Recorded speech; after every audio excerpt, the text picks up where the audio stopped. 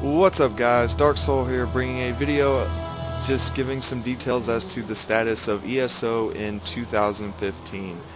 Now if you're like me, you might have dropped this game 2 months after launch, because that's what I did, because this game was not worth paying $15 a month to continue playing.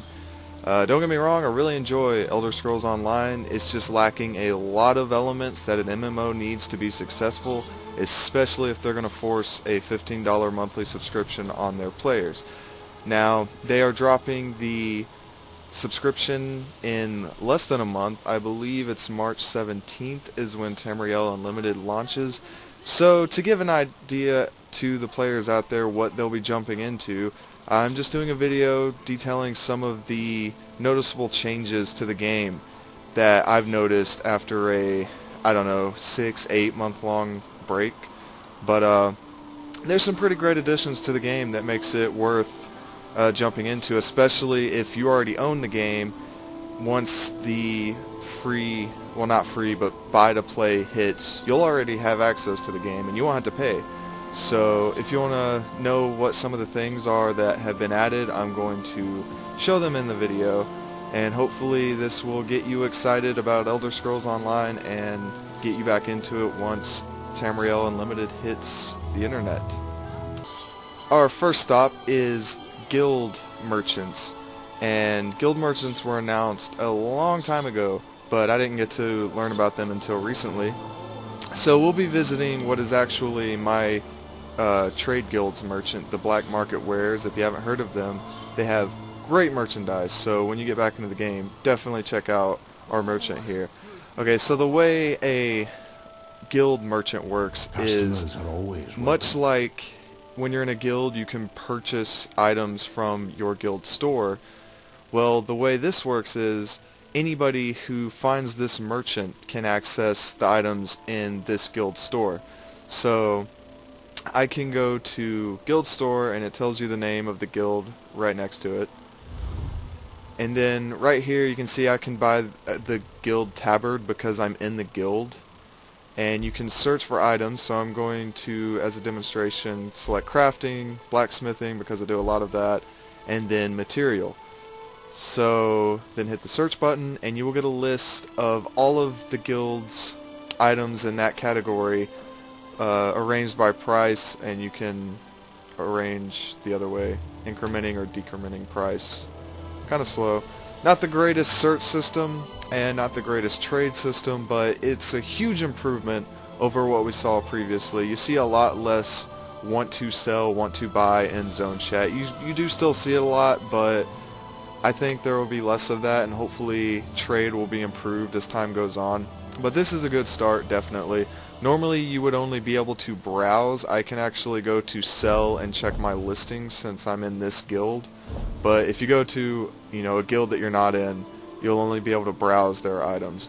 Something else I want to point out really quickly is when you interact with the merchant, you can also bid on Guild Trader.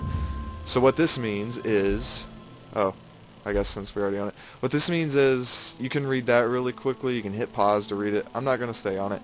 But basically, if you want your guild to gain control of this merchant, you have to bid on it, and at the end of the 7-day period, whichever guild has the highest bid will maintain control of this merchant for the next week, and then their wares will become available through this merchant. Pretty okay system for trade, not perfect, but it's a great start. Next on our list of new features to the game is the dye station. When I heard about the dye station, I got extremely excited. And once I actually got to play with the dye station, I'm even more excited than I was before, because you can see my character is looking pimp in his black and red armor.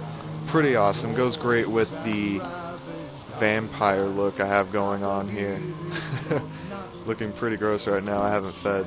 But I'm going to go to the dye station and show you what it looks like. So you can see here, this is all of the armor that I have equipped, and each piece of armor has 3 dye slots. So I'm going to mess around with my dye to show you what it looks like. You can select a color out of your list of colors. You can also show or hide locked colors. So these are all of the colors that you can unlock through the achievement system, and I'm actually going to show that really quick. The dye I want is this one. It's the darkest black from what I can tell. And you can see that it tells you what achievement to unlock it, and you can also right click it and go to view achievement to get a more detailed description of that achievement. This one is basically to beat the main story. So once you beat the main story, you unlock this dye, and it tells you that there's a little reward for that one. There's rewards for other achievements as well, like this one you get Soul Gem Purple, and so on. And then you can also see these through the achievements. This actually opened up the achievements window. So to give a quick show of dyeing items, you can also sort by rarity or hue. I just do hue because it makes more sense. Anyway, I'm going to select this hideous green color and just start dyeing things.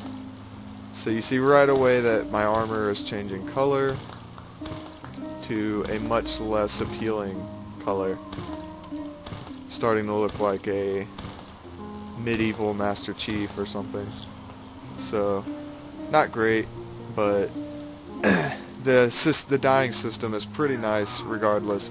And then up here you have dye all, which I actually don't know what dye all does. Oh yeah, I remember. So with dye all, I'll select this pink color. It will dye that slot of every piece of armor when you click on it. So this turns all of those red slots to this pink color. Clear color just removes the color from the slot. Copy color, just copies it. And then this is pretty useful. Set fill, you can select one of the sets that you have saved, and you actually dye these by selecting dye, selecting a color, and then just clicking in the sets. And then when you select set fill, you can select one of these. I'm going to select this one, and it will dye every slot that color. Looking much different than I did. Something to keep in mind, when you dye your armor, it binds it to your account.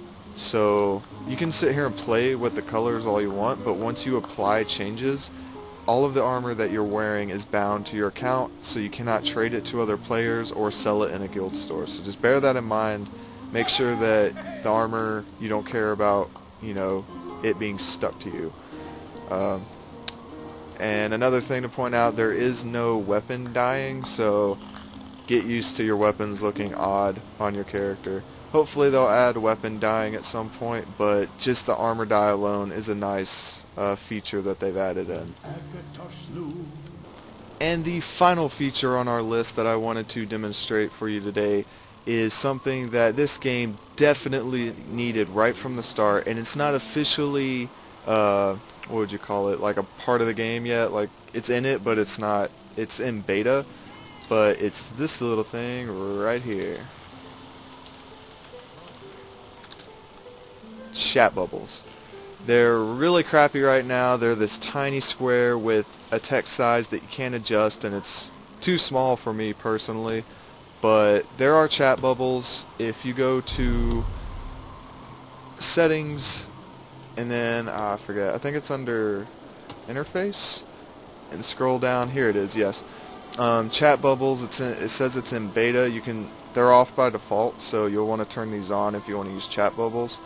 And you can adjust the fade rate and then what appears in the chat bubble. Zone chat cannot appear in chat bubbles, which I don't know anybody who would want that to. But this is a good start. I'm glad that they are at least working on it. Hopefully with the release of Tamriel Unlimited, chat bubbles will have a little more work done to them. But not getting my hopes up too much for it. But I am glad that there's at least the option and the indication that they are working on it. One thing to point out, they're not overly useful right now because, like I said, you can't adjust chat size. Also, if a character is near you, or not a character but a player, if a player is near you but not in your screen and they say something, the chat bubble will not appear on your screen. Like if you've played Phantasy Star Online 2, the bubble would appear like at the very edge of your screen, letting you know that someone off screen has said something. That's not the case on here. Their chat bubble will not appear. It'll appear in your chat box, but it won't appear on your screen in chat bubble form. So that's a little bit of a drawback. Maybe they will adjust that in the future. but at least there's chat bubbles at a bare minimum level. So yeah. So that's it for this video, guys. There wasn't a whole lot to show because there's honestly not been a whole lot added to the game since 2 months after launch, at least not as far as I can tell. There's still a lot of problems with the game, like I don't know if you're going to understand what I'm talking about, but when you're harvesting materials, sometimes you'll notice that you can't pick up a material, and the reason is someone in another part of the mega server or another server. Mega server thing doesn't make a lot of sense to me, but someone in another server or instance is harvesting that item and it'll disappear. So that's still a problem, which makes harvesting materials difficult. I think some quests are still bugged. I had a problem with one of the main quests. Yeah, there's still some problems with the game. Grouping is probably still a problem. I haven't done any dungeons, but I still see people saying looking for group all the time in zone chat. So there's definitely some things that could use some work, but at the very least they are making an effort to make the game more worthy as an MMO, and hopefully within a few months, maybe even at the release of Tamriel Unlimited, the game will be at a much better point than it is right now. But as of right now, it's a little less than a month before launch, and I just wanted to throw an update out there to let people see what the game's looking like right now. So if this video interested you, please give me a thumbs up, and if you want to see more, hit subscribe, and leave a comment telling me what you think Elder Scrolls Online needs to be a successful MMO today. I definitely have a lot to say about what the game is lacking. Chat bubbles being one of them. There's some other things the game needs, but I'm not going to discuss that in this video. I might discuss that in a gameplay or something at some point. But a lot of great things, a lot of bad things. Let's hope that the game gets better and better as time goes on, because I love Elder Scrolls Online. So yeah, always hoping. But thanks for watching, guys, and I will see you in my next video. I'm not sure what I'm going to do next, but I have some ideas. I haven't done a video in a while. Been busy, I guess. But hope to see you in Tamriel in the coming month, and hopefully ESO will be a lot more lively than it is right now, because it's pretty empty. So thanks for watching, and have a great day.